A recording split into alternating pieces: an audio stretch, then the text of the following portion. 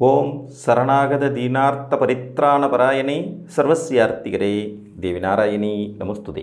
வணக்கம் நேயர்களே, இது மகாலட்சுமி ஜோதிடம் வழங்கும் காலச்சக்கரம். உங்கள் அன்பு ஜோதிடர் ஸ்ரீராம்ஜி பேசுகிறேன். அனைவரும் நலமுடன் இருக்கிறீர்களா? நன்றாகத்தான் இருப்பீர்கள், நன்றாக இருக்க வேண்டும். இன்றைய காணொளியில் நாம் காண இருப்பது நிதிநிலை அறிக்கை. இதுதான் தலைப்பு. நிதி, தனம். பொருள் இல்லார்க்கு இவ்வுலகில்லை, அருள் இல்லார்க்கு அவ்வுலகில்லை அப்படிங்கிறது நம்மளுடைய முன்னோர்கள் வாக்கு. நம்முடைய வாழ்வியலை நடத்தி கொண்டு செல்வதற்கு பொருளாதாரங்கிறது ரொம்ப ரொம்ப இன்றியமையாத ஒரு விஷயம். இந்த பொருள் ஆதாரத்தை ஜாதகத்தில் சில வீடுகள் மிகவும் துல்லியமாக எடுத்துரைக்கும். அது எந்தெந்த வீடுகள் அப்படிங்கிறத நம்ம இன்றைக்கி பார்க்கலாம். இந்த வீடுகளும் இந்த வீட்டின் அதிபதிகளும் ஒன்றுக்கு மேற்பட்டவர்கள் வலுவோடு இருக்கும்போது நமது பொருளாதார நிலைப்பாடு என்பது சிறப்பாக இருக்கும். மற்றவர்களை சார்ந்து இருக்க வேண்டிய அவசியமில்லாமலும் எதிர்காலத்தை பற்றிய கவலை இல்லாமலும் நாம், நமது சந்ததி, அதற்கடுத்த சந்ததி போன்றவர்களுக்கு தேவையானவற்றை விட்டு செல்லும் அளவுக்கான பொருள் வலிமை கொண்டவர்களாகவும் இருப்போம். ஸோ அந்த அடிப்படையில் நம்ம ஜாதகத்தில் எந்தெந்த வீடுகள் பொருளாதார வளர்ச்சியை குறிப்பிடும் வீடுகளாக இருக்குது அப்படிங்கிறத பார்க்கலாம். தனம் அப்படின்னு சொல்லக்கூடிய ரெண்டாவது வீடு, தனம் அப்படிங்கிற ரெண்டாவது வீடு. சுகம் அப்படின்னு சொல்லக்கூடிய நான்காவது வீடு. நான்காம் வீடும் பொருளாதாரத்தை குறிப்பிடுற வீடு தான். ஏன்னா இந்த இடத்துல தான் பார்த்திங்கன்னா உங்களுக்கு சொத்துக்கள் எல்லாமே குறிக்கப்படும். பூர்வ புண்ணியம் அப்படின்னு சொல்லக்கூடிய ஐந்தாவது வீடு. பூர்வ புண்ணியம் நாம் சம்பாதிக்கல, நம்ம முன்னோர்கள் நமக்கு கொடுத்துட்டு போனது, நம்மளுடைய பூர்வீகத்தின் மூலமாக நமக்கு கிடைக்கக்கூடியது, இதை குறிக்கக்கூடிய ஐந்தாவது வீடு.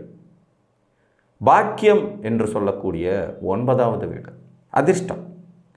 சாதாரண நிலையில் இருக்கிறவன் திடீர்னு பெரிய லெவலுக்கு வர்றதுக்கான அதிர்ஷ்டத்தை, வழி வழியாக நமக்கு கிடைக்கக்கூடிய அந்த அதிர்ஷ்ட வாய்ப்புகளை, பாக்கியதையை அனுபவிக்கும் யோகிதைகளை தரக்கூடிய ஒன்பதாவது வீடு.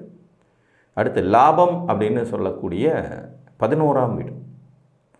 இந்த 5 வீடுகளும் நமது நிதிநிலை அறிக்கையை உறுதி செய்யும் வீடுகளாகும்.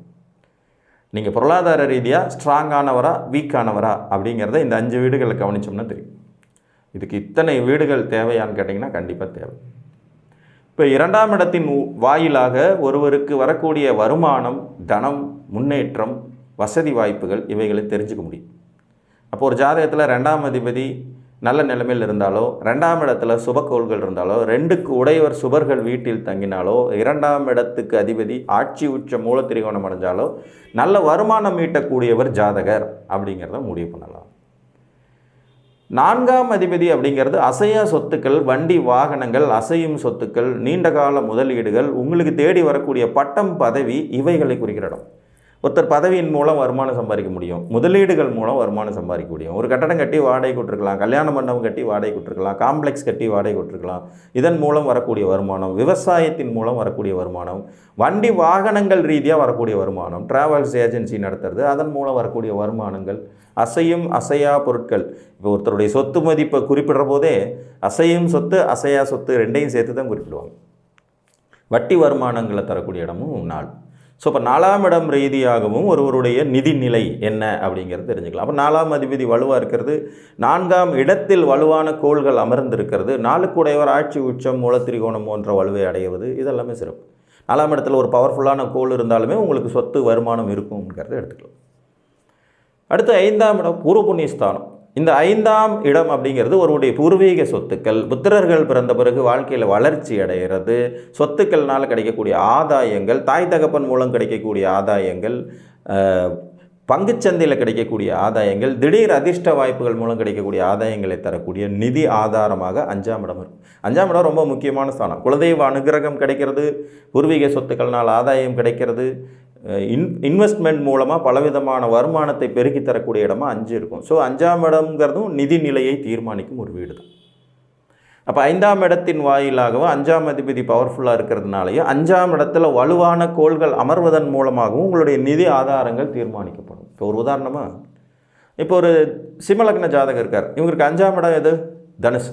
இப்போ தனுசு வீட்டு அதிபதி குரு 12ல் உச்சம் பெற்று வலுவாக இருக்கிறதுனாலையும், தனுசுலே குரு ஆட்சி பெற்ற நிலையில் இருக்கிறதுனாலையும், வலுவான கோள்கள் இந்த வீட்டில் அதிநட்பு நிலையில் இருக்கக்கூடிய கிரகங்கள் இங்கே வந்து பவர்ஃபுல்லாக உட்கார்றது, வளர்பிறை சந்திரன், பௌர்ணமி சந்திரன் உட்கார்றது, குருவே அங்கே அமர்றது, செவ்வாய் உட்கார்றது, சூரியன் உட்கார்றது, இதெல்லாமும் வந்து 5ஆம் இடம் ரீதியான உங்களுடைய நிதிநிலை, நிதி நிர்வாகம், நிதியினுடைய தன்மை என்ன அப்படிங்கிறத நம்ம உணர்ந்துக்க முடியும். அதுக்கு அடுத்தபடியாக பார்த்திங்கன்னா 9 பாக்கியஸ்தானம். அதிர்ஷ்டம் இல்லாத மனிதனுக்கு நிதி நிர்வாகம் பெரிய அளவில் இருக்காது அப்படிங்கிறது ஒரு சூட்சுமமான விஷயம். நம்ம எவ்வளவு ஹார்ட் ஒர்க் பண்ணியிருந்தாலும் அதை வந்து பெற்று அந்த பாக்கியதையை நாம் அனுபவிப்பதற்கு இந்த 9ஆம் இடத்தின் சூட்சுமம் ரொம்ப ரொம்ப முக்கியம்.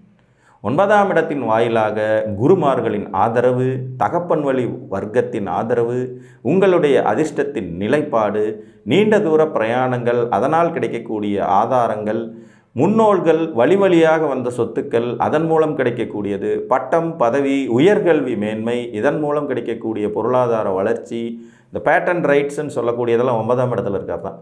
நம்ம ஒரு விஷயத்தை கண்டுபிடிச்சி அதை வந்து வாழ்நாள் முழுக்க பணமாக்குறது, உங்களுடைய சோசியல் மீடியா மூலமாக உங்களுக்கு வரக்கூடிய வருமானங்கள், புத்தகங்கள் எழுதுவதன் மூலமாக கிடைக்கக்கூடிய வருமானங்கள், உங்கள் மூலமாக கண்டுபிடிக்கப்பட்ட ஒரு பொருள்களுக்கு நீங்கள் காப்புரிமை கோரி அதில் கிடைக்கக்கூடிய ஆதாயம், தகப்பனாதி வர்க்கத்தினால் கிடைக்கக்கூடியது, நல்ல கல்வி, குருமார்கள் அதனால் கிடைக்கக்கூடியது, நீங்களே குருவாக இருந்து சம்பாதிக்கிறது, இதெல்லாமும் 9ஆம் இடம் தான். அப்போ 9ஆம் இடத்துல வலுவான கோள்கள் அமர்வது, 9ஆம் இடத்தில் இயற்கை சுவர்கள் இருக்கிறது, 9ஆம் அதிபதி ஆட்சி உச்சம் மூலத்திரிகோணம் அடைகிறதுங்கிறதன் மூலமாகவும் உங்களுடைய நிதிநிலை அறிக்கை அப்படிங்கிறது தெளிவாகும். அடுத்தபடியாக லாபஸ்தானம். இங்கே தொட்டது துளங்கும் இடம் அப்படின்னு இதை சொல்லலாம், பராக்கிரமஸ்தானம்னு சொல்லலாம். லாபம்ங்கிறது எந்த வழியில் வந்தாலும் லாபம்தான். அதனால தான் 11ஆம் இடத்துல எந்த கோளும் கெடுதல் பண்ணுவதில்லை அப்படிங்கிற ஒரு விதியும் உண்டு.